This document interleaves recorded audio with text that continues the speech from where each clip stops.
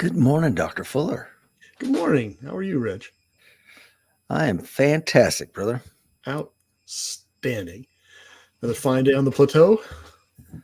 It is absolutely breathtaking up here today. Excellent. A little chilly here in the south. Yeah. Oh, look, I just got the notification that the esteemed Dr. Fuller is live with Rich in the Q&A session. Q&A session. We've got a windy day today and apparently a frost warning for tomorrow. So Same here. Where Lisa said, yeah, when you come back from your show, can you start a fire? I'm like, yeah, absolutely. Just define your terms, Miss Lisa. What do you mean by start a fire? We will find out, brother.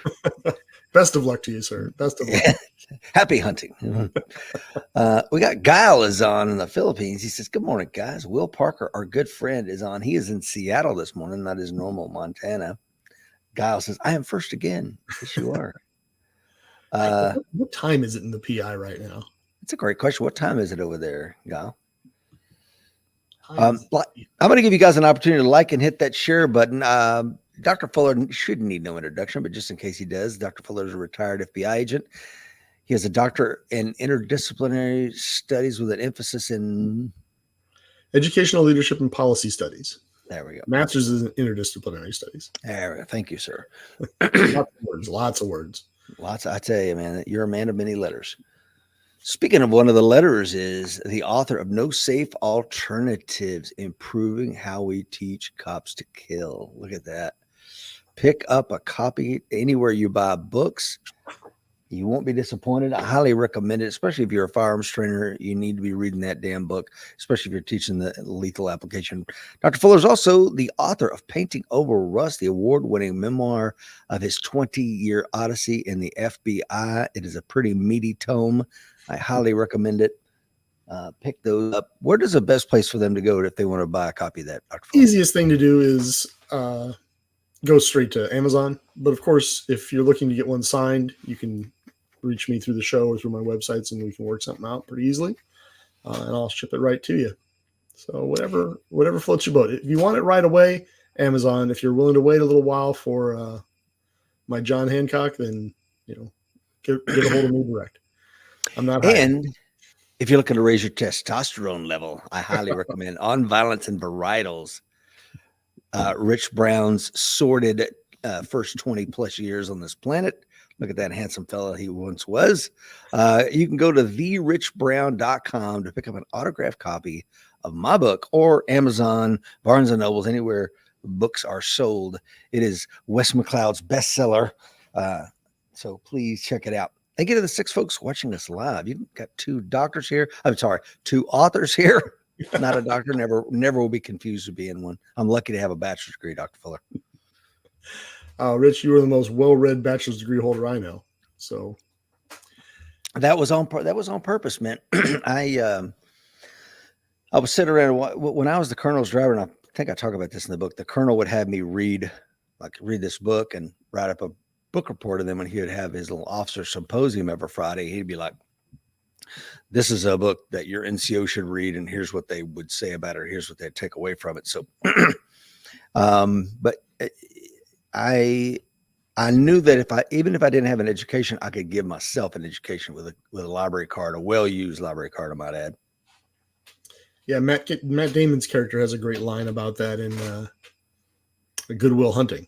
He says, at some point you're going to realize you spent $250,000 on an education you could have gotten for $5 in late fees from your local library.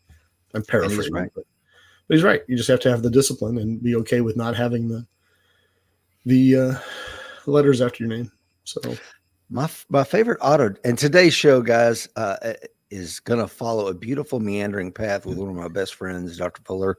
We'll have you on here for about an hour, and we'll just see where it takes us. But to that end, your point about Matt Damon's quote there, Eric Hoffer, who wrote The True Believer, absolutely fantastic book. Highly recommend it. Should be on the top 10 of anything you read.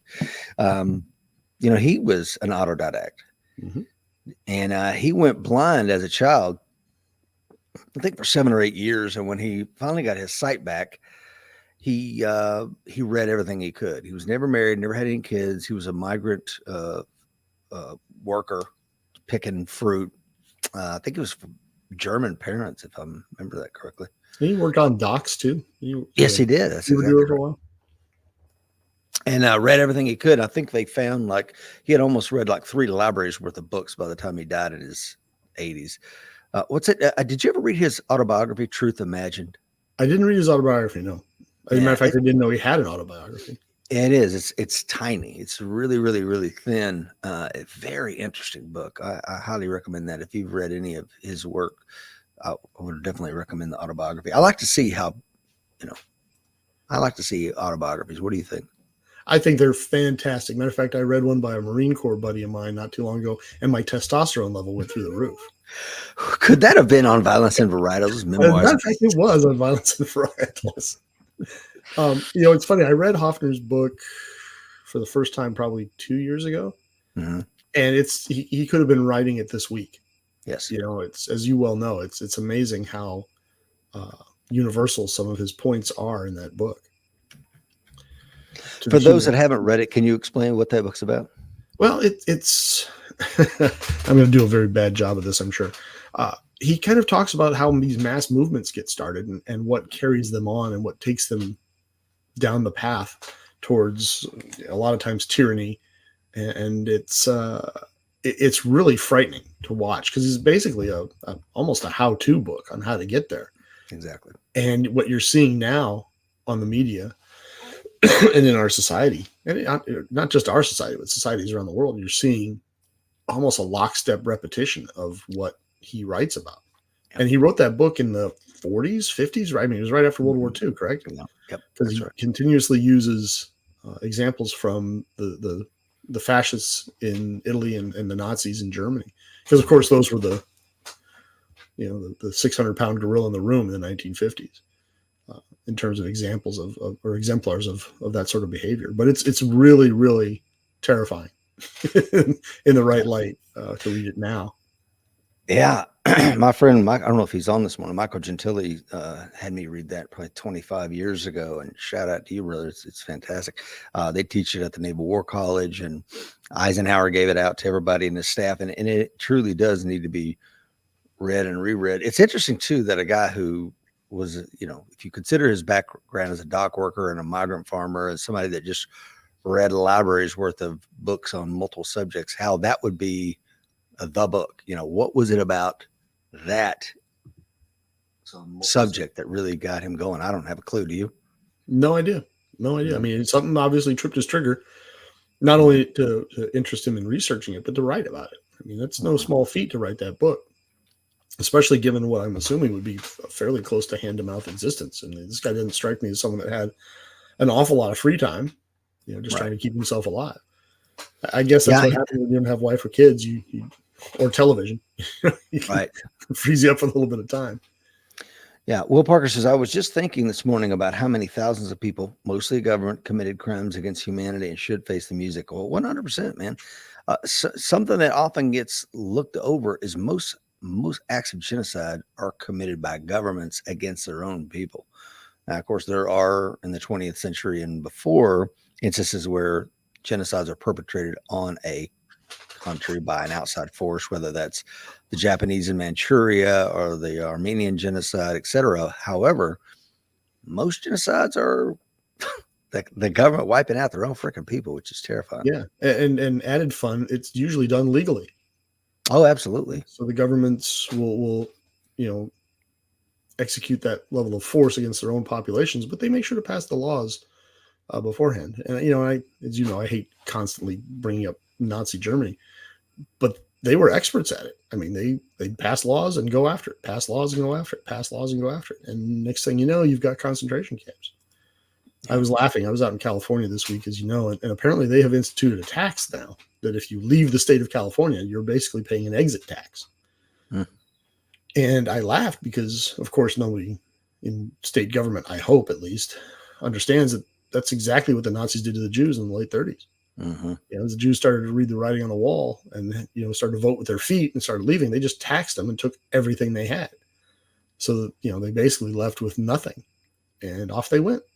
just to get out of there, but they were getting taxed. So I'm wondering if California has their foot on that path already. Where are we going in the next 10 years? I don't know. It's interesting. You mentioned that one of my Marines, Gunny, I won't say his last name, but he had one of those big, long, beautiful Eastern European names, and his family had escaped there. And there's a picture of his grandfather standing at Ellis Island after surviving as a partisan fighter in a concentration camp. And he's an old man now, and he escaped with only a cast iron skillet. And he's just standing there, this grim looking old man at Ellis Island holding this cast iron skillet that he had went through the war with. And wow. The sad part of the story is, because I'm like, oh man, what did he do? I know he was old. Did he, had he reinvent himself? He's like, no, he hung himself after being in America less than a year. And I'm like, damn, so it's no telling what kind of horrors that man went through only to get to the land of milk and honey and just probably walk into a supermarket and go, what the hell is this? Yeah. And quite likely was dealing with undiagnosed PTSD. And, oh yeah, I'm sure. All kinds of traumas that just followed him along. Yeah. So that's tough. That's very tough. But, it occurred to me also when I was thinking about it, because I had a lot of time at airports this week. Mm-hmm. We all talk about how when the Nazis were building up their strength, people would, I talk to folks, especially folks in California. I wouldn't have done this and I wouldn't have done that. I'd have stood up at this point. I'd have stood up at that point. Okay. Well, that sounds good.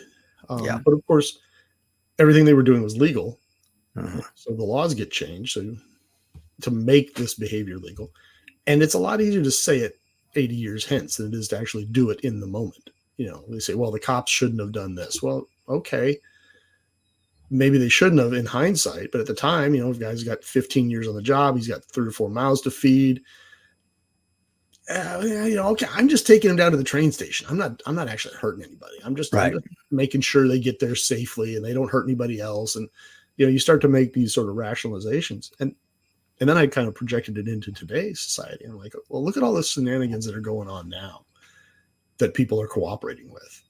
This whole cancel culture thing that's gone raging through our country. It's not the government doing that, right? We're doing it to each other. Yeah. The idea that we have to allow men to dress like women and compete in swim meets, and we are not allowed to say anything. And we don't. The vast majority of people don't. Or we let women dress like men and go into sporting events. There's federal laws that were designed specifically to avoid that sort of thing. Mm-hmm. And we're ignoring them. We're not obeying them. We're doing it to ourselves now. And we're on a road that I really, really worry about is taking us to a place we don't want to be. Yeah. I think it's made our society very brittle. And, a good sharp smack to a brittle society, we're going to have a problem. Yeah, absolutely. Potential problem. Check your mic, Dr. Fuller. Sounds like you may have hit something and may have unplugged and went to another microphone. How about now? Is that any better? I would just check the connections. Okay. I will check the connections. You talk. There we go. That's it. Better? That's perfect. Whatever you just did there. All right. Michael Gentili, my good friend who hooked me up with Eric Hoffer, he says normalize behavior through erosion of societal standards. There you have it. Very succinct. That's it. Yeah. And all that, I agree with you, man. Anytime somebody says, "Oh, this," I roll my eyes, brother. Because you're right. And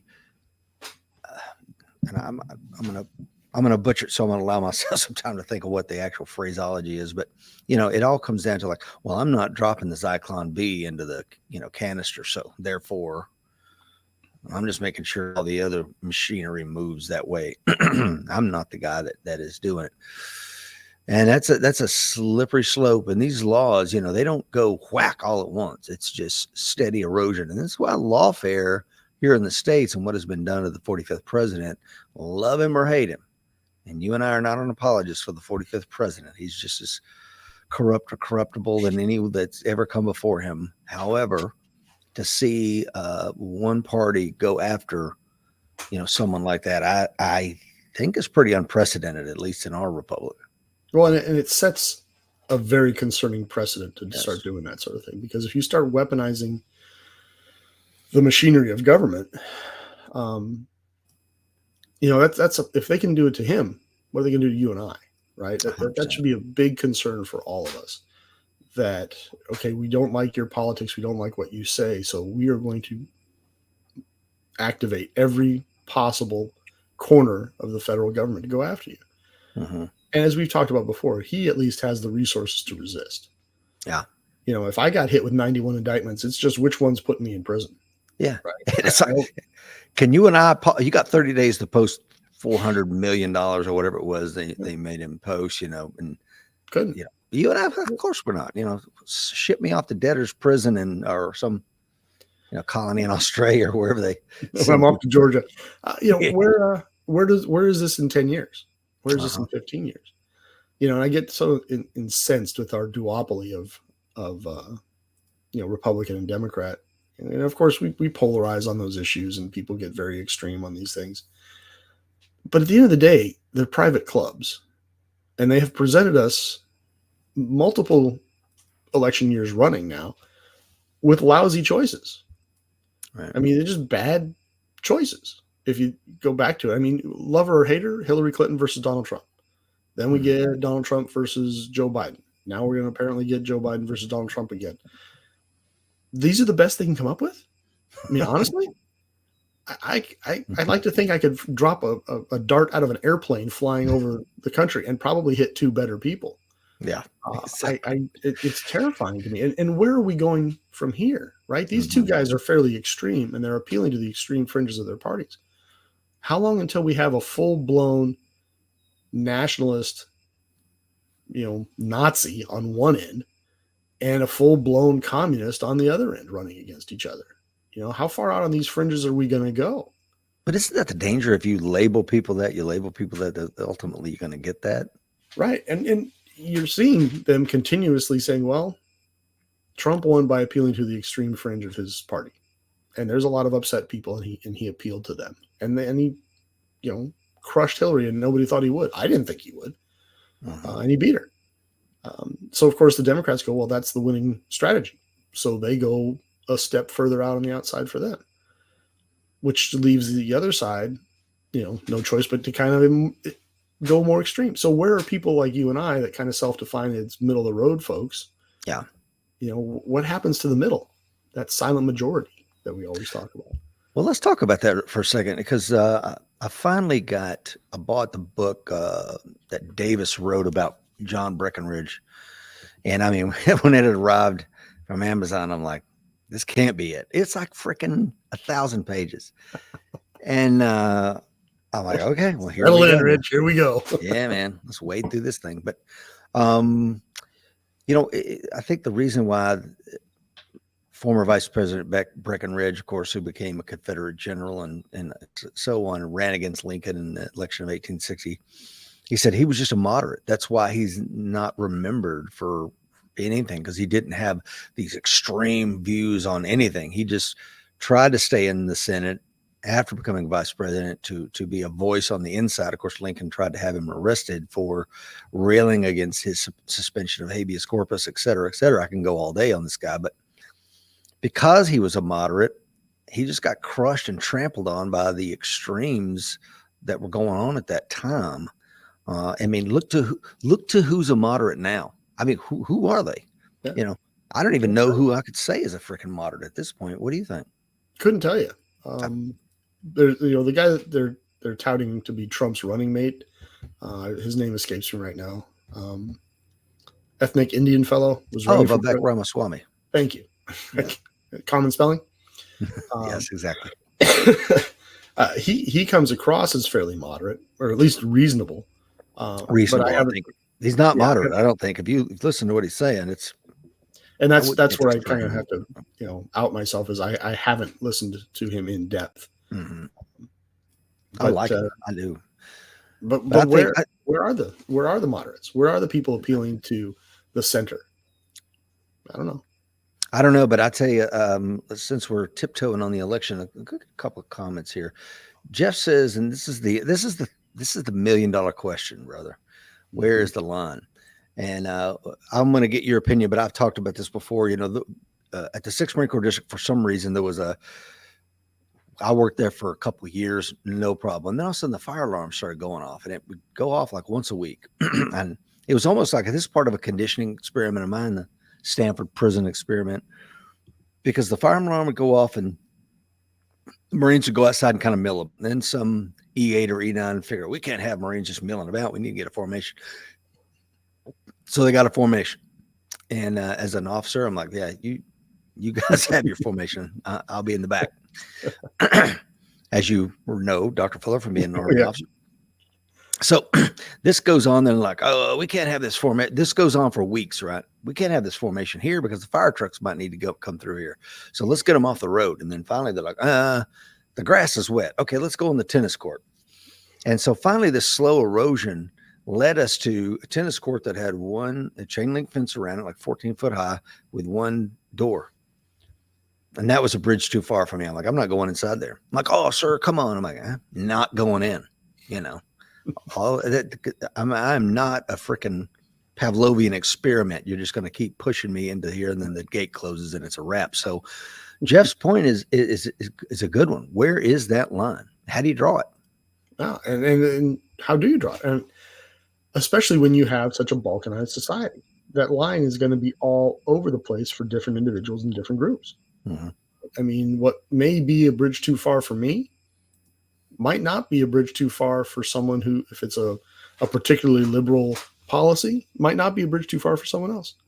The immediate example that comes to mind is what Canada is going through right now with there are now legal penalties, criminal penalties, for deliberately misgendering someone.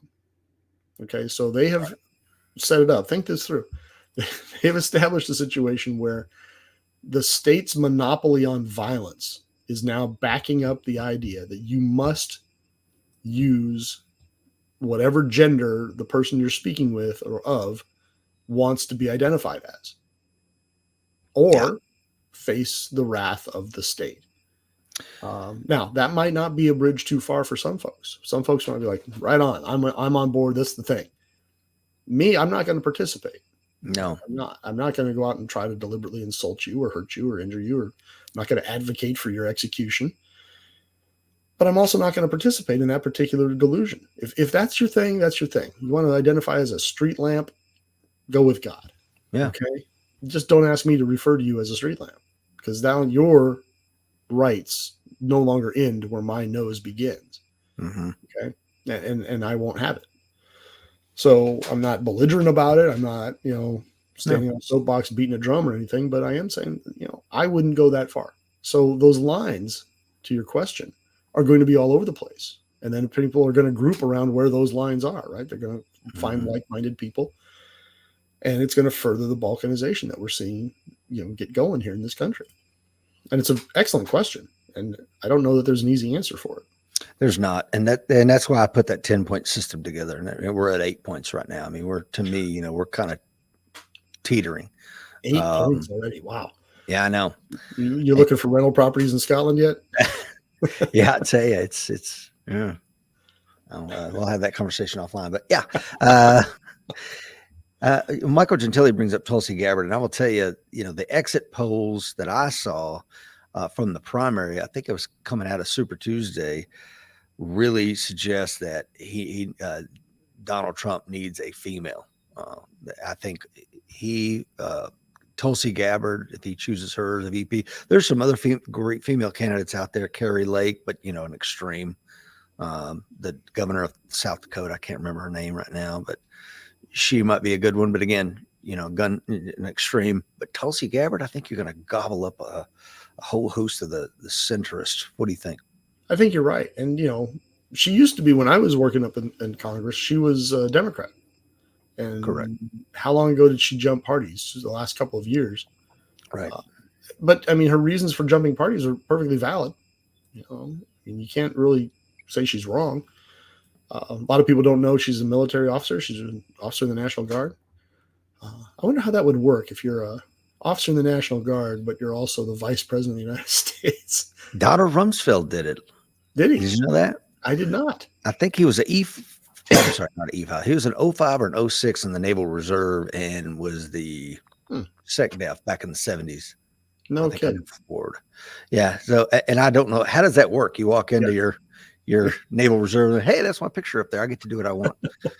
It's my day job. Yeah. Yeah. So interesting side note, but in her case, she's fairly center. I mean, she's fairly moderate, especially compared to everyone that's on the national stage these days. And to your point, I think she would appeal to the right and the left because she's had a foot on each camp. Correct. Normally, I look very askance at anybody who's changed parties like that, but Winston Churchill did it twice. He jumped from one party to another and then back again. Teddy Roosevelt. I'm sorry? Teddy Roosevelt did it as well. Oh, the yeah. Bull Moose Party. Yep, you're right. So it can be done. Yep. You can't really hide from it. You got to. Reagan famously did it. Yeah, he jumped parties, but he didn't jump back again. But, no, he did not. He jumped parties. He went whole hog. He did. He wasn't screwing around. No. So it can be done, and I think you have a good point that Tulsi Gabbard would check an awful lot of boxes, and certainly be better than the last female that the Republicans chose to run for vice president. Yeah, that didn't go terribly well. No, but the point Guile brings up, says, I would address Dr. Fuller as my Lord and Sovereign. And that's the problem with this. I want to be, you get to use my preferred pronouns. Misgendering is one thing, but it's just a sissy skip from misgendering to use whatever preferred pronouns that person happens to want to be addressed by. So again, okay, you want to play by that? You can address me as Your Majesty or His Excellency. That's exactly what I told a person who wanted me to, choose they, them pronouns. Well, I'm a they, them. I'm like, well, I'm Your Majesty. So what do we do now? I want to be referred to as the star forward for the Chicago Bulls. That's how I identify. Well, that's that's the other problem with the diversity, equity, inclusion discussions. Like nobody's, they're screaming for diversity, equity, inclusion for C-suites. And it's like, guys, what about bricklayers? What about, guys that work in the sewer system? Nobody's screaming for that. What about the NBA? Can a short, fat, middle-aged, guy with three bad knees, I want to be a star forward for the NBA. Well, no, not that kind of diversity, equity, inclusion. Then what are we talking about? Where do you get to draw the line? Yeah. Apparently there are some places where talent matters and some places where it doesn't. Right. If you were to say, I want, representative or solid demographic representation in the NBA based on the national racial demographics, they'd laugh you out of the room, right? They just would, because no, that's a talent-based thing. But you say you want it in a college or a police force or Congress, then it's applicable. Life is talent-based, and it has to be. Thank you. And it always has been, and it must be that way. I mean, any kind of experiments that have been done with this, it's like it doesn't end well. Well, as soon as you started ignoring facts and replacing them with feelings and emotions, then you have a problem. I mean, Jordan Peterson very famously did an interview where he was talking to somebody about, there's the patriarchy and the pay gap. Women don't make as much. And he's like, well, let's talk about that. What's the representation of women in coal mining? And you go down a whole list of just crappy jobs that are almost entirely male dominated. He's like, well, what you want C-suite representation. You don't want to do the crappy jobs. You don't want to have the same representation in suicides and in imprisonment that you should have if you want this equality thing. So we had, it's hard to argue against. At the prison that I worked in, we had, 6 large buildings with, I think, 4 pods per building, and only 1 pod is for females. So out of 6 and 4, 24, only 1 of them was for women, and it was never really full. So we need to pump those numbers up. These are rookie numbers, ladies. Well, and from being in the system that women just don't get charged as often. I worked crimes against kids for a long time, and it's always the numbers were always kind of fluctuating around 85 to 90% of all of your sex offenders on kids were male. They tend to be white males. Mhm. And after working for a while, I said, you know what? These numbers they're accurate, but they're only accurate in as much as we don't charge a lot of things. So like when a 30-year-old male teacher is having sex with a 15-year-old female student, everybody loses their minds, right? Put him in prison, take him away, off he goes. Now you reverse those genders, and it's a 30-year-old teacher and a 15-year-old male student, a 30-year-old female teacher. Now it's just it's a coming of age story. It's, dad's high fiving him and giving him the keys to the van to go over there to the house, right? I mean, we have this societal difference in how we view those two crimes. Correct. And Yes. that leads to a difference in charging. It leads to a difference in incarceration rates. And thus you have, one pod of females and 5 pods of males. But, Mhm. I'm assuming you went into that pod. I would much rather work in a male prison than a female prison. Holy mackerel. Yeah, I did go into that pod a few times. Yeah, and as a SORT team member, I had to shake that pod down more than a few times. I bet. Yeah. Michael Gentili says women are craftier and harder to catch. Well, I mean, it's not even that so much as I think you're exactly right. Again, the Tennessee law changed when I was a police officer from you may arrest to you shall arrest on a domestic call. So like, oh crap, every call I go on, if it's comes out as a 1083 or whatever the code was for domestic violence, it's like, I'm making an arrest. Somebody's going to jail. So from then on, I kind of mentally ticked off the aggressors, and at least 50% of the time, the women were the abuser. Mm-hmm. So again, it never before, if the women was the abuser, did I have to arrest them? So I just kind of whatever. But now that I'm going and I have to make an arrest, I'm like, holy shit. Yeah. I'm thinking this poor guy's got his clothes ripped apart, he's clawed head to toe, and she feels like she can abuse him while I'm even standing there. You would never see that. And then demand that you arrest him. Right. I had anecdotally, I had an E4 that worked for me in Germany. Great guy, solid guy. He had a 8th grade education, but he was a great infantryman, just really, really good at his job. And he was coming to work all the time. I may have told you the story, with cuts on his face. He was beaten. I'm like, what the hell's going on? And he's a Hispanic kid from El Paso. He's like, sir, wife gets a little upset. And he was a really laid back guy. So finally he came in one day and he was cut up pretty good. He looked like a cat just went nuts on his face. And it was her engagement ring that was cutting him up.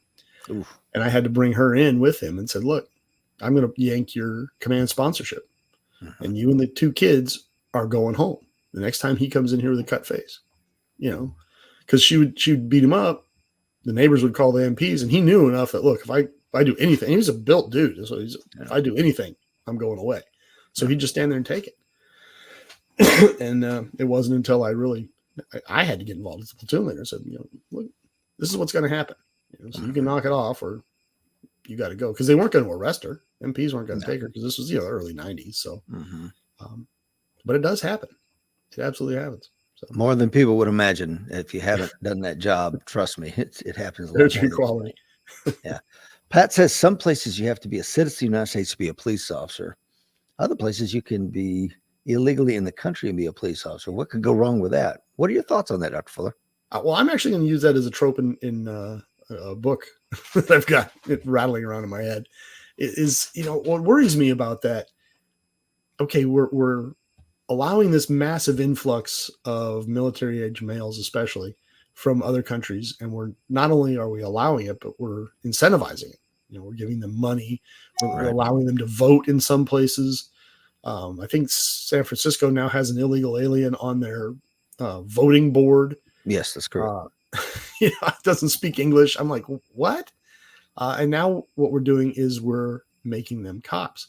So let's run that out a ways, where people like you and I are increasingly avoiding being law enforcement, right? There's significant disincentives for folks that look like you and I to be in law enforcement. There are growing disincentives for people that want to do the job well, that are American citizens. And when you start taking away qualified immunity, when you start weaponizing the prosecutor's offices to go back in time and look after, go after cops for, things that have long since passed, We're using police officer transgressions as fuel for our political careers, like Freddie Gray, for example. So there's a lot of disincentives to fill those ranks. And as you and I know, that if you can't fill the ranks, inevitably someone's going to lower the standard. Right. So what we've seen already is the standard lowered to the point where illegal aliens who cannot own a gun in this country, who shouldn't be in this country, who are in fact by definition federal felons, are now police officers in these towns. Well, where are their loyalties? Demonstrably not to the United States Constitution. Their loyalties are going to end up being to the person who gave them a job and a place to be and a place to live and raise their kids in a better life and make more money than they ever could have made it back home. So how easy does that make it to then weaponize those people, to then load your cattle cars, to then escort the people that need to go to the Hillary Clinton re-education camps to get their minds right? How easy is it for them to then become loyal to the person in power versus the concept of the United States Constitution? Maybe I'm tinfoil hatting it. Maybe Will Wood should be here saying these things. But to me, it doesn't sound like a huge stretch. No. Right? I mean, why on earth else would you put illegal aliens in law enforcement jobs? Why would you do that?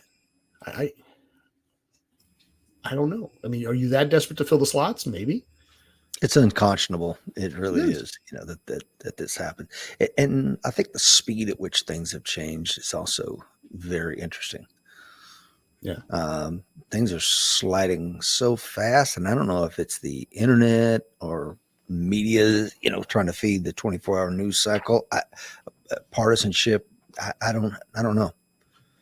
It's probably a combination thereof. I mean, communication is so much faster. Right. You've got an activist media.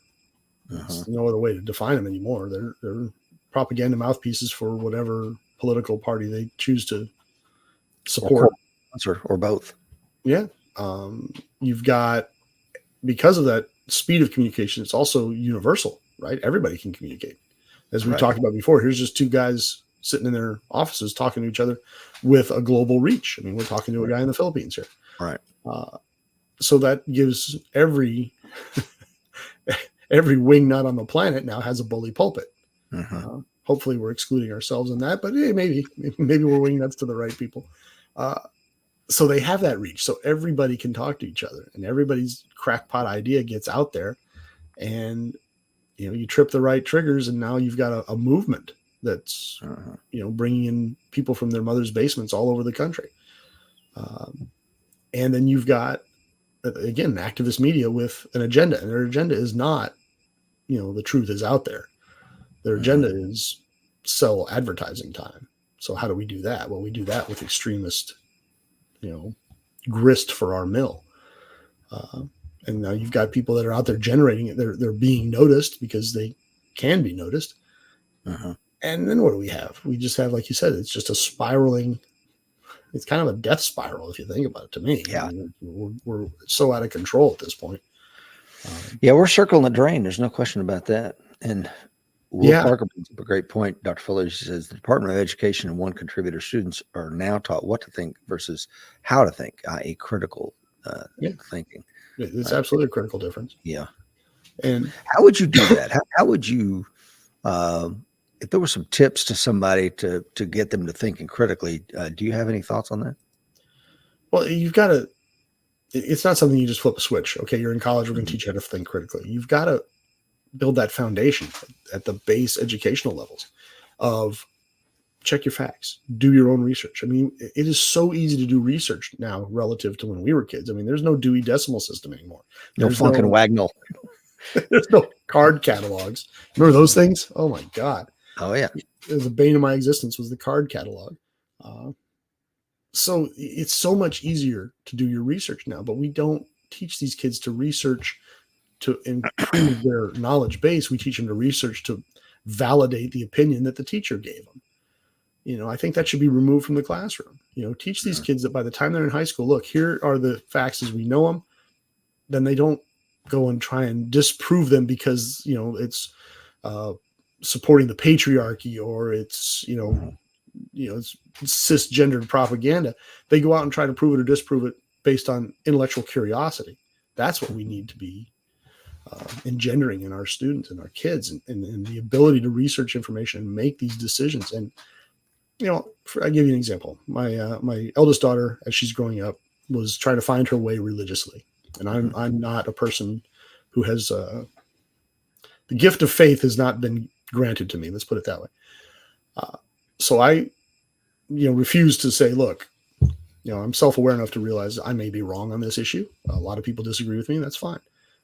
So she wanted to find out things. I'm like, okay, I will drive you wherever you want to go, and you can check out any religion you want to check out. And she did. I mean, for a lot of years, I would take her to places. She had one friend for a while that she went to church with for 4 hours every Sunday.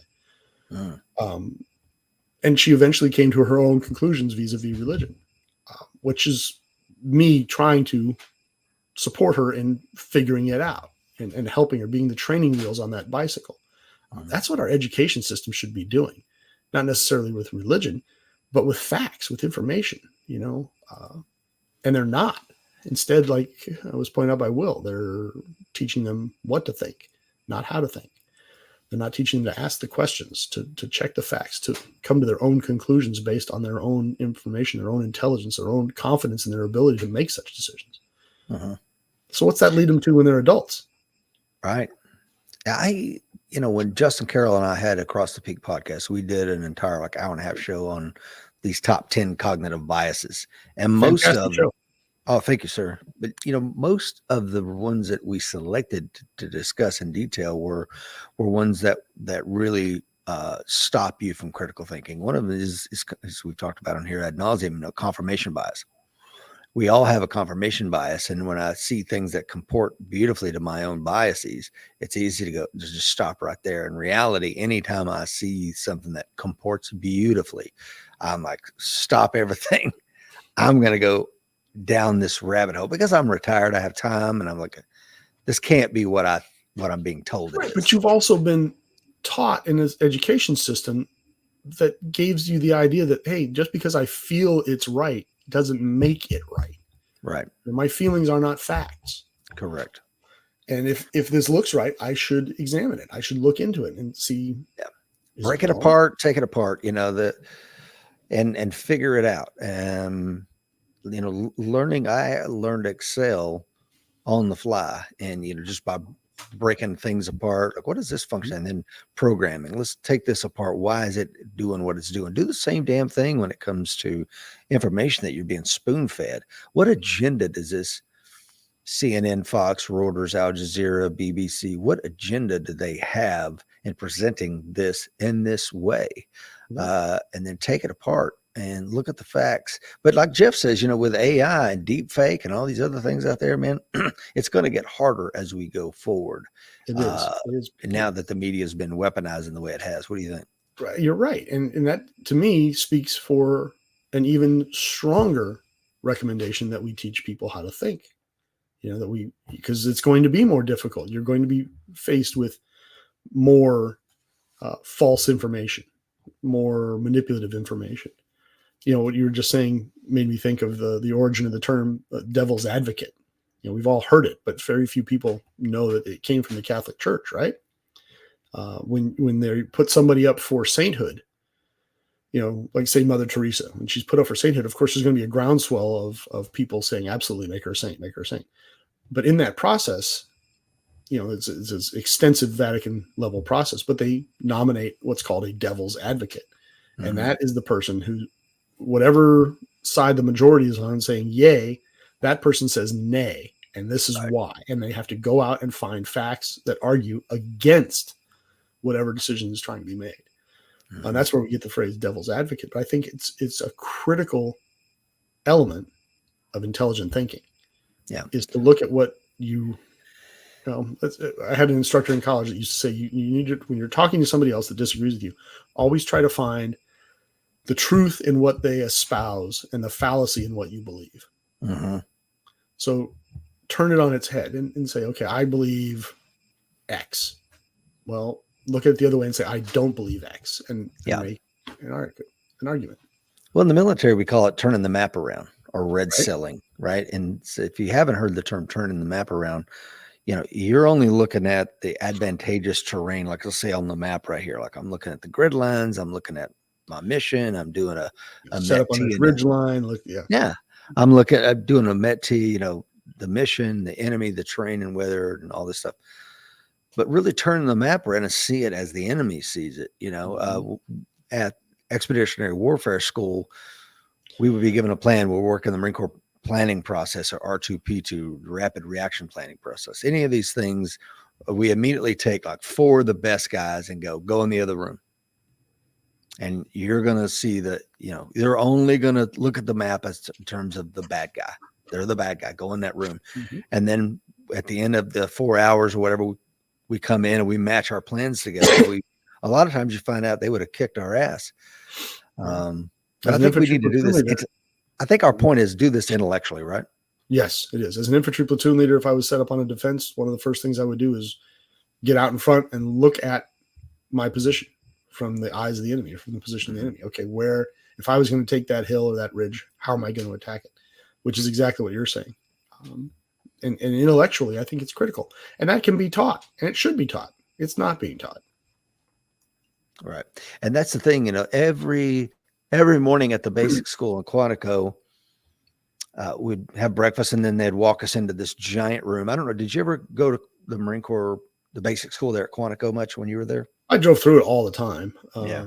Went to the officers club quite a bit. Went over on the main side. I didn't spend a lot of time on main side. Oddly enough, I spent most of my time over on the west side of Post, but you should go back to the infantry school, by the way, the basic school. They've redone all the barracks. Very nice down. Really? It was a dump back then. Yeah, it was a dump then. In the last 10 years, they've really redone it. It's really nice.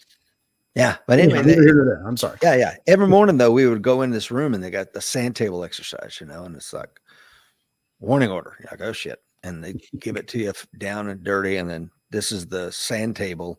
It shows the terrain and the rivers coming through, and that they're constantly changing, and they set you up with a problem. Well, one of the articles I got published in the Marine Corps Gazette is we need to do moral decision-making. Same sand table exercise, or maybe not, but you're presented with a moral or ethical dilemma, and you as the young officer have to solve it when the radios are turned off. And again, I think that's another thing that we can do to teach critical thinking here, Yeah.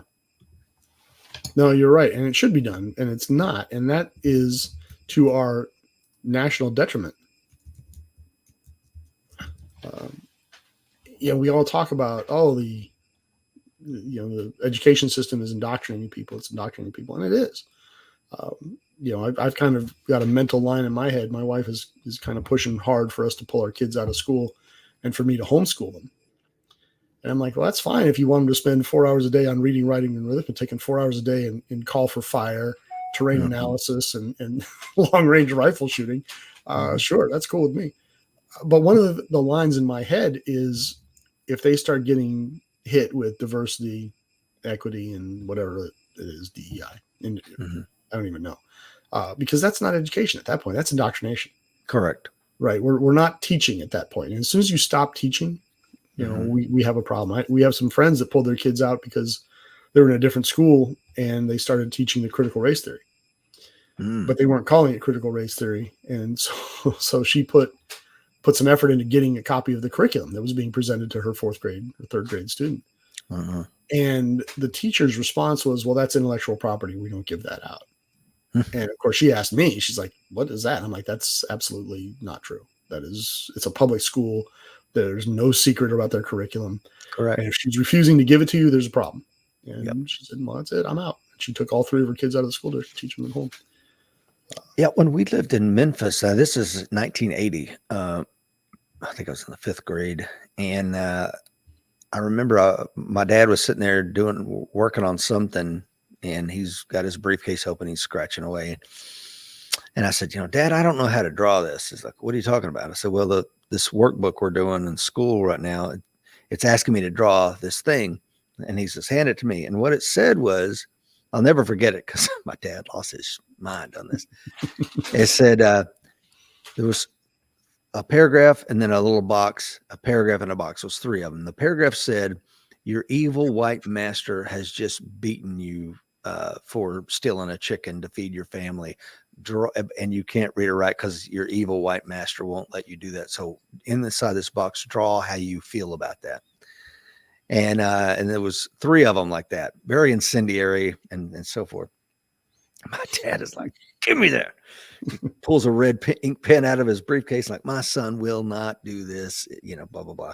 If you have a problem with it, call me, puts his phone number on there and throws the thing at me. And I'm like, crying. I'm like, Dad, you're going to get me in trouble. But, Shelby County, Tennessee had just started busing. So for every school bus, X number of white suburban school buses had to go to inner city schools, and X number of inner city buses had to come out to the suburbs. And then along with it came this package of I don't know what to call it, indoctrination, what have you. But I mean, this has been going on for some time. Wow. And then we wonder, how do these things happen? How is there such a disconnect? How is it that, we're looking at things, same set of facts from such different angles? Well, that's how. I mean, I remember a kid's workbook in Afghanistan where they were teaching math by adding and subtracting images of AKs and hand grenades and loaded magazines. As little kids, like 2nd, 3rd grade level school workbook. And it had like 3 AKs and had 3 pictures of AKs plus 4 AKs equals. Well, what do you think is going to be the result at the far end of that kind of an educational system? Right. What do you think is going to happen? Oh, go ahead. What I'm kind of thinking about this as we're discussing it, Dr. Fuller, is there was an interesting little thing on Instagram or whatever, and the BBC had done. There's asking these little kids, and one might be born of Syrian parents, and one of them might be born of native British people. Like, what's the difference between you and Shahari? And they'd be like, well, she lives on Queensberry Street and I live on, and it was this precious little thing. And that's the way the school was in Memphis. And then once you put those workbooks and stuff, it's like all of a sudden the black kids in the class, which were the majority, looked at me like, hey, this white devil, he's just like the white devil I'm reading about. And suddenly I'm getting punched in the face for crimes I didn't commit. You're right. At the end of the day, racism is a learned behavior. Correct. Right. I mean, my son goes to a school that is, probably 40% of the kids in that school are ethnic minorities. The largest group of which is subcontinent Indian. Mm-hmm. Oddly enough, we have no Pakistanis that I've been able to find. So do with that with what you will. But he has zero concept at 3rd grade of the difference between himself and any other, kids. So he'll describe someone and he'll say, well, that's Sanvi. She's brown. Oh, okay. Mm-hmm. But it's a descriptor to him in his head. Mm-hmm. It's not a pejorative term, right? He's just, it's a girl and her skin is brown. Okay. And I have no problem with that. No. What I have a problem with is what you're saying is if adults with an agenda decide to push that agenda forward, because again, what ends up at the far end, I think that's the concern for your viewers on this show, is how do we get these people that become the adults that we have to deal with? Well, this education system is not doing us any favors in that regard. And it needs to. Otherwise, we're going to be dealing with a continuation of what we're seeing now, and probably more extreme versions of what we're seeing now, which will translate into heightened criminal activity from some small percentage of the population, which brings us right back to defending ourselves and a show thereof. Well, that's to your point about circling back to the self-defense aspect of the American Warrior Show. I think that's a great segue that you just gave, because I was watching another thing this morning.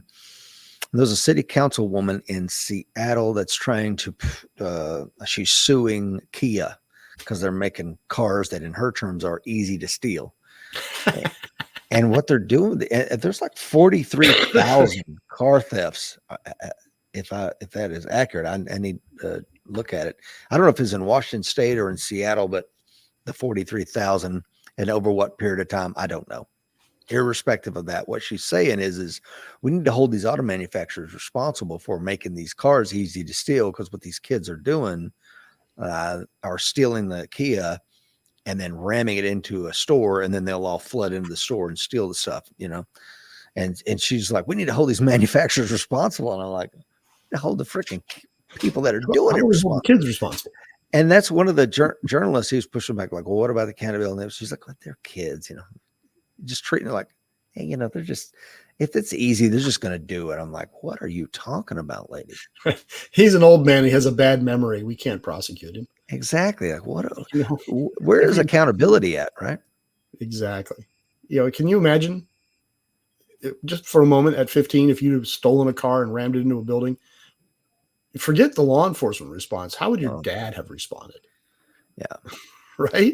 Well, yeah. And most of these kids are coming from, there's no male role model in that house. And the role of the father has been watered down and demonized, because it's like, well, it's toxic masculinity. I mean, I could go a whole lot of different ways with that. And it's nowhere good. It just tears but the idea that I would do something like that and then say, well, what choice did I have? The car was so easy to steal. Right. It's clearly Kia's fault, Dad. That I rammed the car into that Louis Vuitton shop and stole $25,000 worth of Louis Vuitton gear, and I did $100,000 worth of damage to the building, and I stole a car and I totaled it, and that was a $30,000 automobile. But if they had just put better locks on the doors, we wouldn't. I wouldn't have done it. I wouldn't have done it, Dad. Yeah, I wouldn't have gotten 2 sentences out of my mouth on that line of thought. Mm-hmm. So the idea that, they're just kids. They're just kids. Yeah, it's okay. My chief, ops chief, when I was the operations officer in Louisville, was a Gunny Brown. I love this guy. No relation. Yeah, no relation. No, he was an African American guy, but an absolute stud. Love this dude.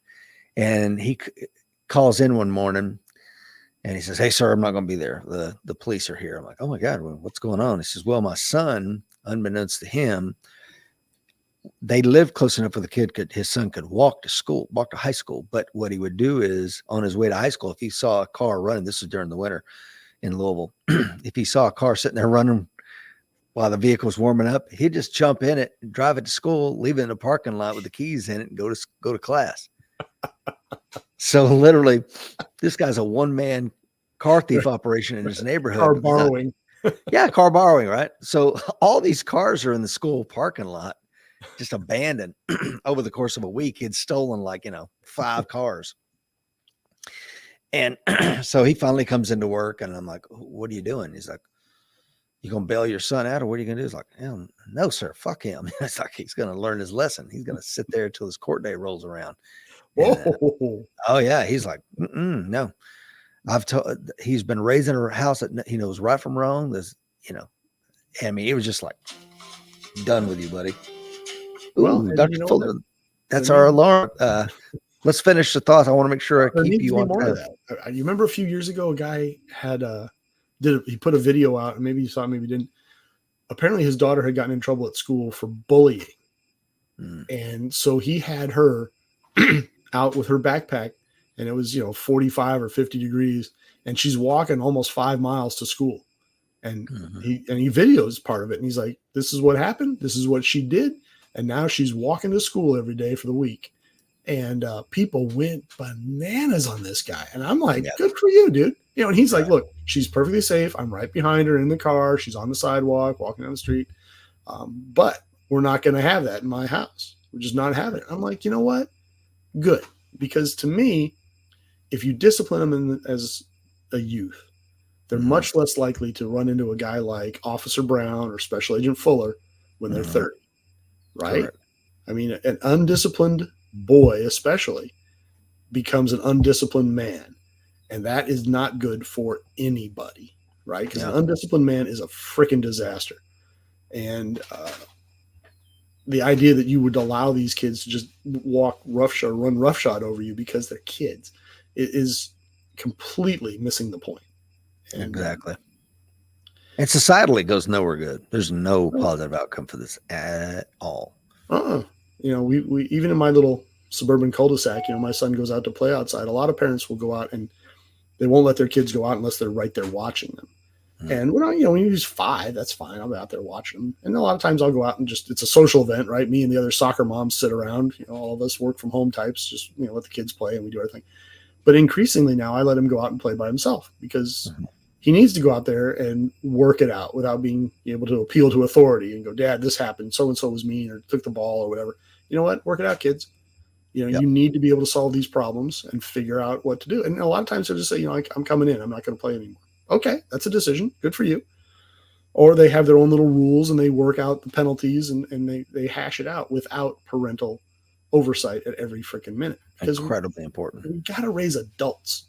Yes. Right? We have to raise functioning adult members of society. We can't do is just mollycoddle these people to the point where they're incompetent adults. Because to your point, the society can't withstand that. No, they can't. And, something else is I read somewhere was important. And my degree is, of course, is in social psychology, a very important degree, by the way, but critical.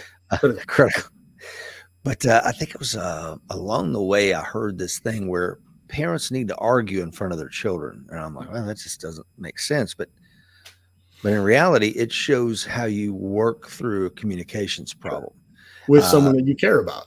Exactly. Right. Does it come from a place, what you say in those moments of verbal conflict, does it come from a place of love? How do you manage that difference?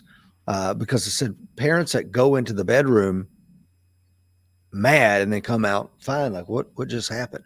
Right. They solved it in there with the door shut. You don't want the kids to see it. I'm like, in reality, if you have a seat and have a very respectful conversation with each other and you come to some resolution, whether it's unpleasant or not for everybody, I think they need to see that. So that's a good point. I don't know. That's a good point. What is your point about letting the kids? It's spot on. You're modeling appropriate behavior.